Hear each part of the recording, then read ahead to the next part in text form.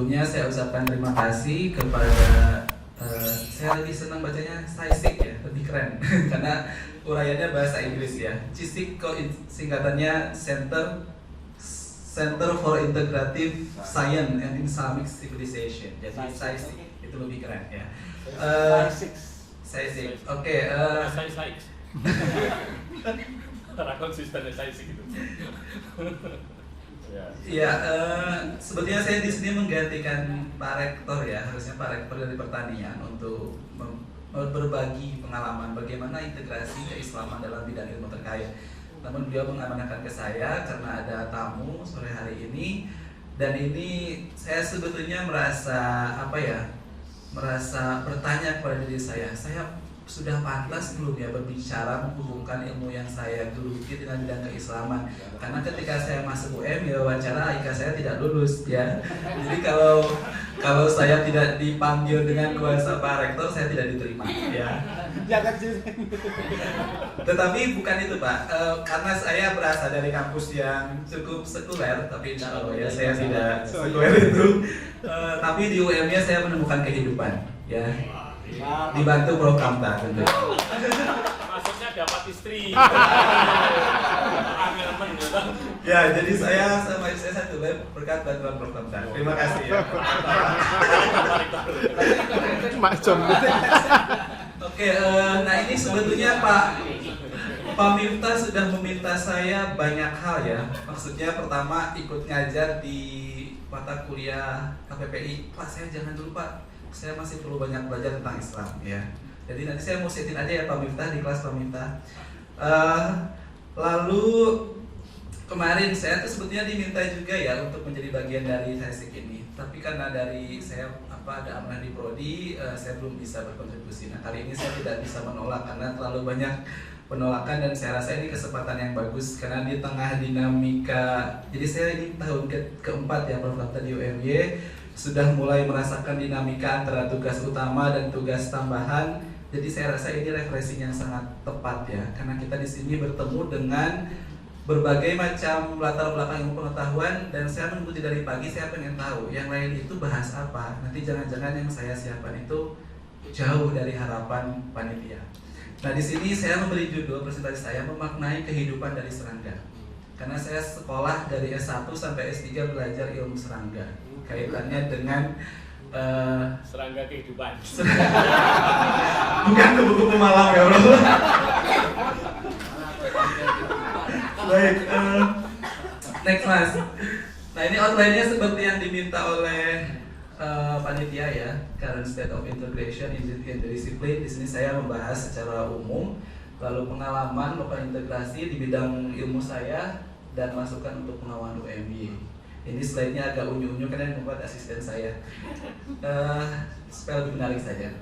Oke, next. Nah, di sini ketika kita berdiskusi tentang current state of the integration in the discipline, saya berbeda dengan Prof. Kamto yang membahas bagaimana sejauh ini integrasi keislaman di UMY. Tapi kita harus tahu dulu kenapa ada dikotomi dalam ilmu itu sendiri. Tadi saya ketika makan siang diskusi sama Pak Endro, saya sudah serius menanggapi. Tahu gak Mas Isan kenapa ada dikotomi? Kenapa Pak? Saya udah serius sambil makan aglio olio. Karena dulu ada si Diko dan si Tommy bertengkar, jadi mereka nggak bersatu. Saya sudah serius, oh ternyata Pak Endro hanya seperti biasa menghibur ya. Oke. Next. Nah, ketika kita ini banyak animasi ya. Oke. Nah, kenapa kita membutuhkan sains ya? Karena sejatinya ketika kita ingin mengetahui sains, kita meneliti sesuatu, kita ingin memahami lebih baik alam semesta, ya. Siapa pencipta kita dan mengapa kita ada dan ada kinerja apa. Ini saya lebih membahas dari sisi biologi ya. Makanya kenapa lebih ke proses-proses kehidupan atau menjalin hubungan yang lebih harmonis antara manusia dan sesamanya. Nah, lalu kenapa sekarang ada dikotomi, bukan Diko dan Tommy berantem ya, Pak Andrew. Next. Nah, kalau kita melihat sejarah perkembangan sains dari zaman klasik masuk ke zaman pertengahan sampai berubah ke zaman modern, di mana ada scientific resolution. Disinilah titik balik kenapa ada dikotomi. Karena disinilah sisi filosofi mulai dipisahkan dari sains, sehingga saya tidak lagi mengenal filosofi, filo dan sophia, cinta kebijaksanaan. Jadi orang lebih senang meneliti apa yang mereka tahu tanpa berpikir perlu tidak di saat itu dilakukan. Ya, contohnya seperti apa? Next mas. Nah, ini babies made from 3 people approved in UK. Ya, jadi di UK bukan lagi konsep bayi tabung yang diterima, tetapi seorang bayi lahir dari 2 ibu. Kenapa ini terjadi? Karena ada beberapa perempuan yang ketika melahirkan itu sudah penyimpangan gen, dan anak yang dilahirkan itu akan berumur pendek, tidak bisa berumur panjang. Sehingga inti sel telur ibu ini diambil, disatukan dengan sel telur perempuan lain yang memiliki mitokondria yang lebih baik. Ini berapa ibu tadi? 2. Nah, pertanyaannya, anak ini nanti statusnya gimana ya? Ini bukan poligami ya, bro. Sel telurnya disatukan. Ini pertanyaannya bagaimana? Anak ini ibunya siapa? Ya. Kalau secara sains is okay. I want to know bagaimana ini bisa terjadi. Ini bisa terjadi. Ada cloning, ada macam-macam. Tapi ketika kita berbicara ke sisi kemanusiaan, sisi agama, apakah ini pantas dilakukan?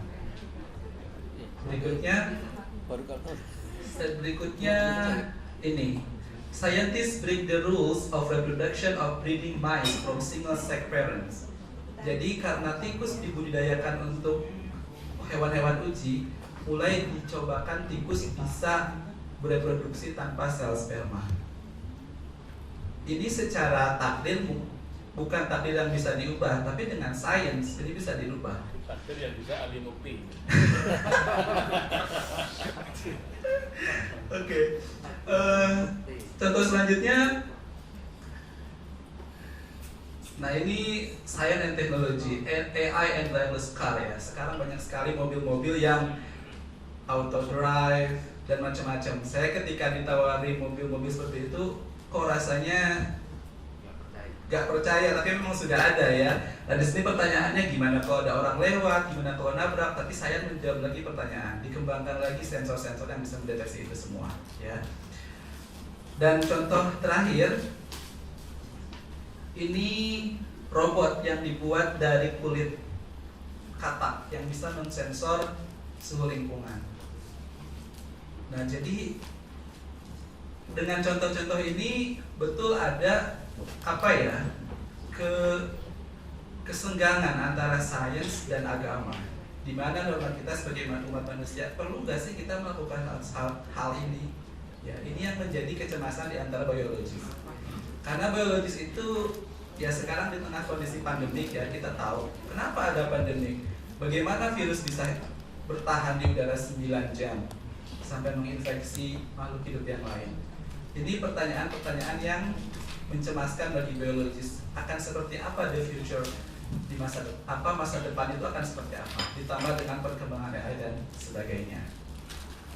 Nah sehingga ini seperti yang dikatakan oleh Isaac Asimov, seorang biochemist, the saddest aspect of life right now is that science gathers knowledge faster than society gathers wisdom.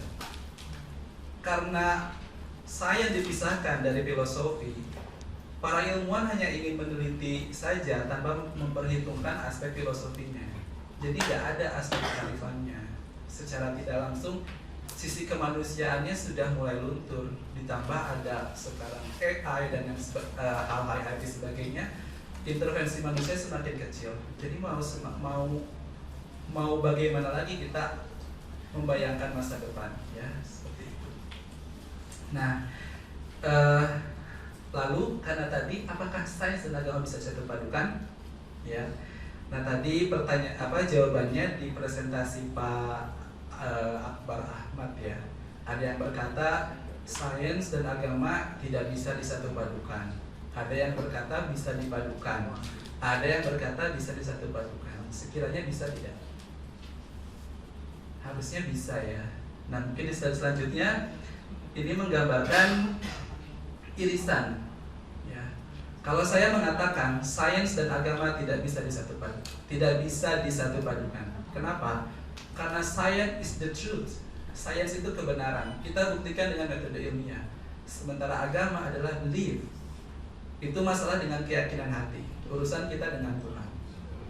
Sekalipun dalam Islam kita memahami paham berbeda-beda, belum lagi dengan agama yang lain.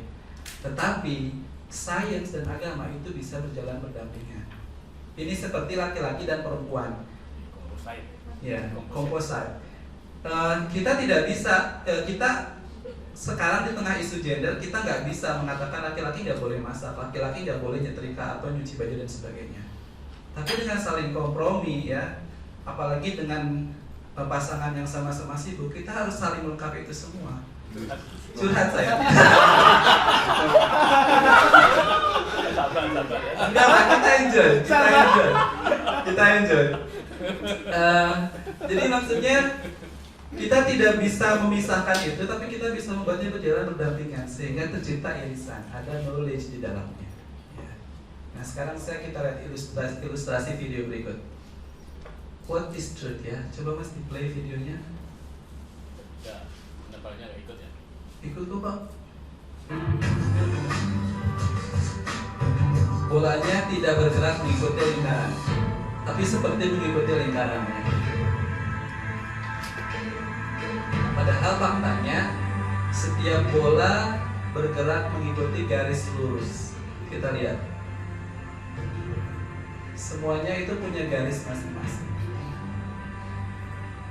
Padahal karena ada ilusi optik, ada lingkaran di sekitarnya, kita melihat seolah-olah semua bola ini mengitari lingkaran tersebut. Padahal mereka sedang bergerak mengikuti orbitnya masing-masing.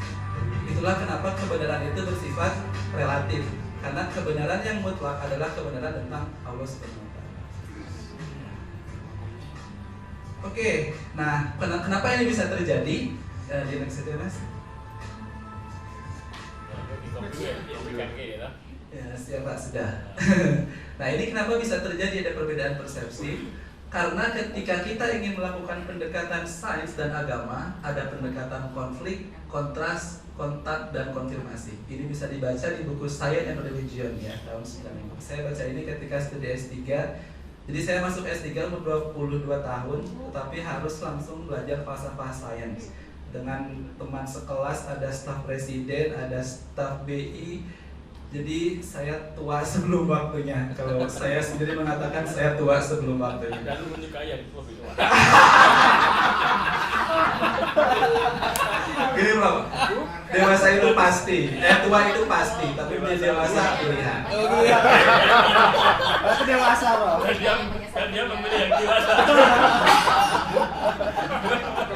Oke. Yang penting sama ya Pak.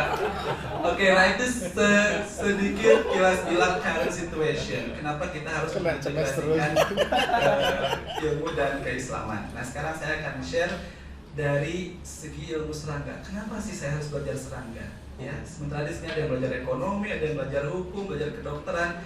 Jujur ketika kita SMA ya, dulu angkatan saya ketika ditanya SBMPTN ambil jurusan apa? Kalau kedokteran, teknik. Saya satu-satunya mahasiswa di kelas yang akan ambil pertanian. Saya menjadi bahan ejekan di kelas ya, karena saya nggak terima SNMPTN waktu itu.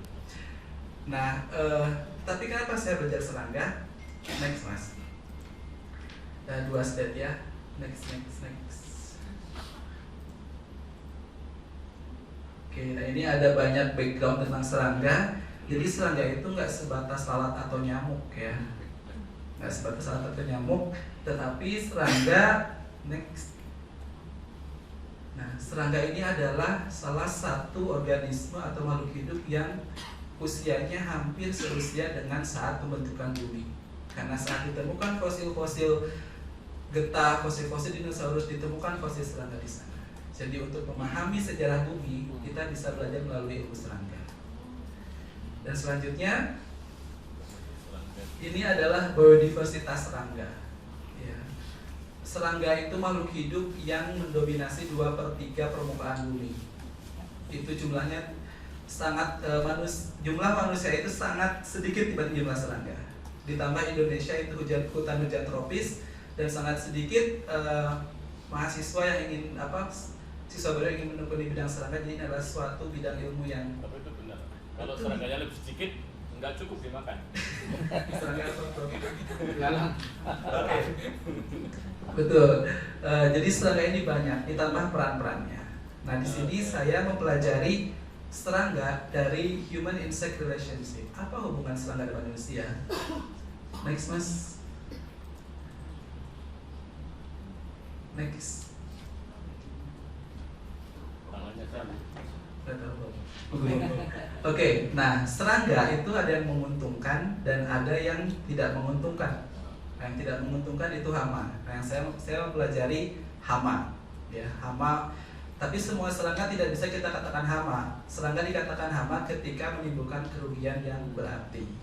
Tetapi sebagian besar serangga adalah serangga yang menguntungkan atau sifatnya netral. Nah, tetapi hama yang jumlahnya sedikit ini bisa menimbulkan kerugian yang sangat besar. Mungkin Bapak Ibu sudah tidak asing dengan berita gagal panen karena serangan serangga ya. Bisa dibayangkan makhluk kecil yang seperti itu bisa menggagalkan panen sampai ribuan. Sedangkan gagal panen, gagal nikah juga bisa. Oke. Saya rasa kalau saya kupas fakta selanjutnya ini Prof. Kanto akan semakin menjadi-jadi. Tunjukkan. Akan saya tunjukkan. Oke, next. Yang menguntungkan ada serangga sebagai makanan. Ya, serangga itu kadar proteinnya lebih tinggi daripada daging sapi. Tetapi masalahnya sebagian besar orang ketika makan serangga akan mengalami alergi. Nah mungkin kalau di Jogja yang terkenal walang goreng ya. Iya, di mobil saya ada. Ada. Walang goreng, orang Sunda walang goreng. Nah, kan kalau makan belalang biasanya suka beleknya banyak ya. Nah, iya, itu beleknya suka keluar membersihkan mata. Tapi di daerah lain ada peye klaron, ada makanan-makanan yang lain. Bahkan teman saya waktu kuliah membuat tepung dari jangkrik dijadikan kue. Jadi ada cookies dari jangkrik. Dan di Belanda sedang ada profesor yang membuat program pergerakan moving from meat to insect. Jadi mereka membuat makanan berbasis serangga karena proteinnya sangat tinggi.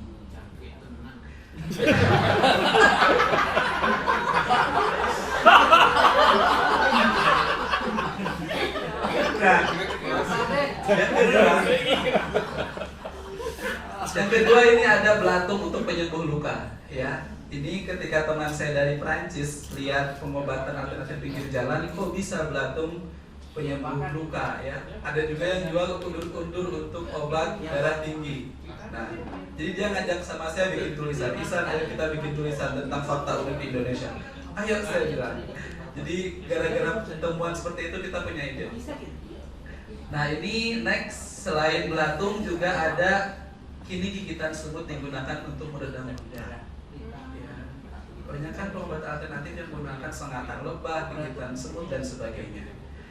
Nah ini the future-nya ada juga tulisan dari The Guardian ya. Could ants be the solution to antibiotic crisis?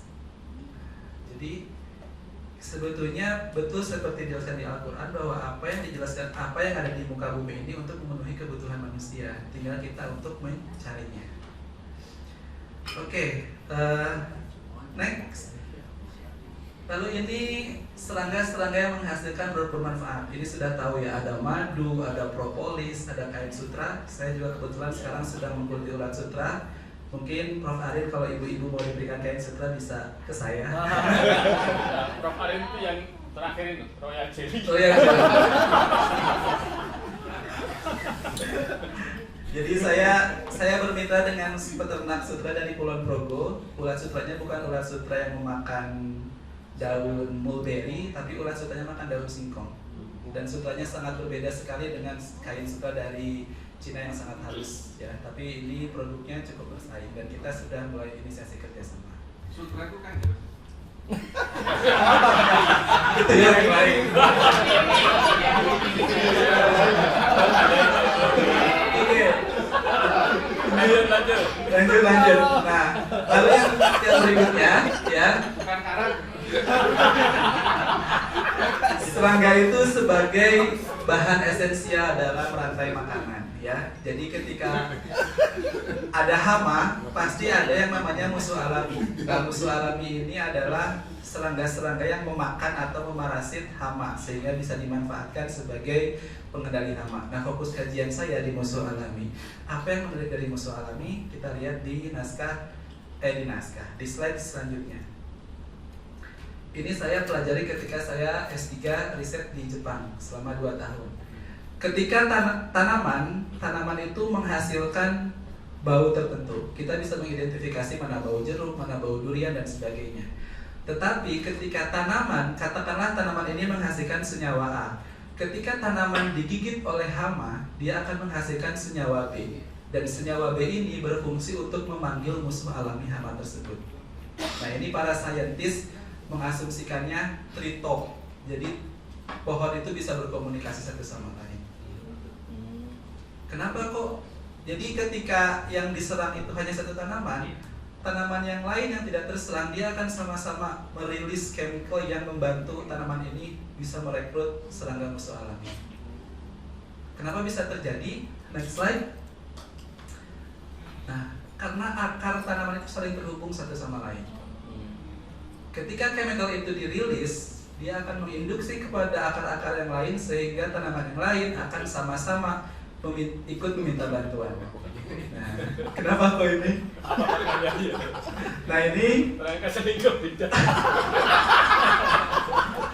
aduh, kacau. Namanya hidden communication kan itu. Oke. Nah, tapi di sini yang saya ingin bagikan bukan hidden communication, ya. Tetapi dari sini saya belajar. Ketika saya meneliti itu, saya seperti disadarkan bahwa kita sesama Muslim itu satu dan lain itu bersaudara dan harus saling tolong menolong. Dan itu sudah.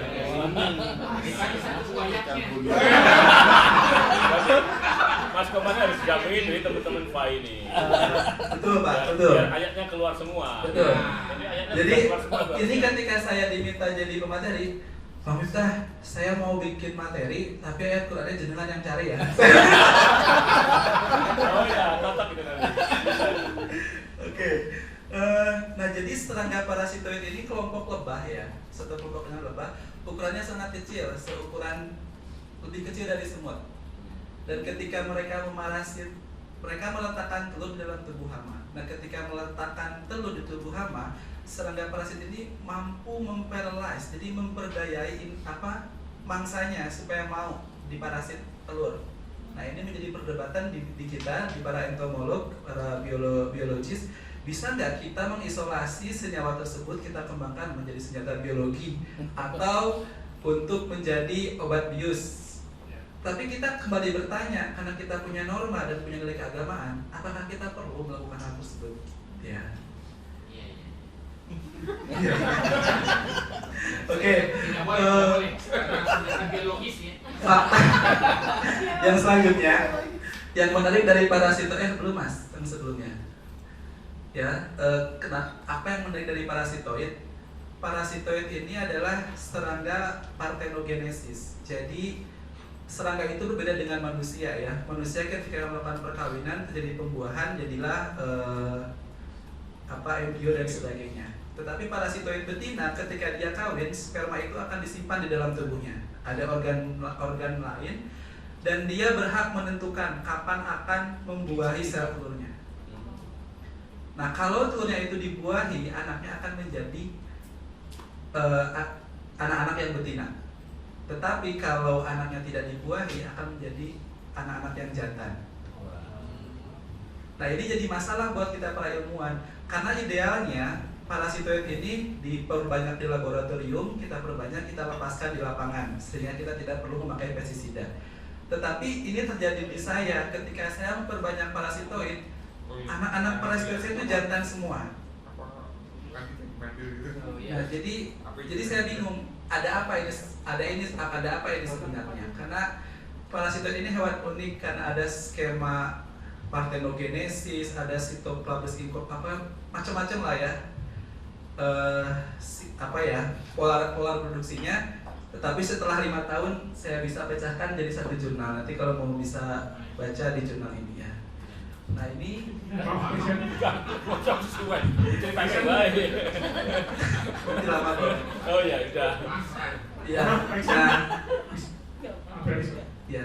Nah dari sini saya pun belajar lagi ya bahwa apa yang mau disombongkan dari manusia. Manusia dikatakan sebagai makhluk sempurna. Padahal serangga parasitoid bisa berkomunikasi, komunikasi dengan tanaman. Nah, ketika saya diskusi sama teman saya yang kuliah filosofi, manusia itu sempurna bukan berarti sempurna dalam segala hal, tetapi ada yang jujur, ada yang tidak jujur, ada yang suka ngibul dan sebagainya. Jadi itulah kesempurnaan yang ada pada diri manusia. Baik, mungkin itu nanti bisa kita bagi ya, kita bahas lebih lanjut ya. Mungkin sedikit lagi ya Pak Zaki. Next Mas, ini nanti saja. Nah, tetapi sekarang next dari Mas dibahas. Yang tentang pembuatan. Buat, oke. Nah, tapi sekarang nanti ya Pak Endro itu nanti rame itu dari bahasanya. Nah, tapi sekarang itu serangga diisukan populasinya menurun, ya, sangat menurun dalam 10 tahun terakhir. Kalau populasi serangga turun semakin drastis, kehidupan manusia pun diduga akan hilang. Kenapa? Karena semua proses penyerbukan produk-produk pertanian itu tidak akan bagus kalau tidak ada bantuan serangga penyerbuk. Ada buah-buahan, tidak akan ada biji-bijian. Lalu kehidupan kita seperti apa? Ya, makanya di tengah isu global warming, pandemik, ya dan macam-macam, orang Amerika kan sedang sibuk-sibuknya next Mas membuat tempat baru di Mars ya. Karena mereka merasa bumi sudah tua, sudah tidak cocok lagi. Padahal harusnya kita melihat kembali ke dalam diri kita. Yang membuat kerusakan itu adalah manusia. Jadi yang perlu diperbaiki itu bukan kita mencari tempat tinggal baru, tapi kita perlu memperbaiki diri kita sendiri dan cara pikir kita sendiri untuk memperbaiki bumi sebagai satu-satunya planet yang bisa ditinggali untuk saat ini. Mengharukan sekali Mas. Terima kasih. Mungkin itu yang bisa saya sampaikan, nanti kita bisa diskusi lebih jauh ya Pak Endro, karena masih ada 2 pembicara. Pak Indro.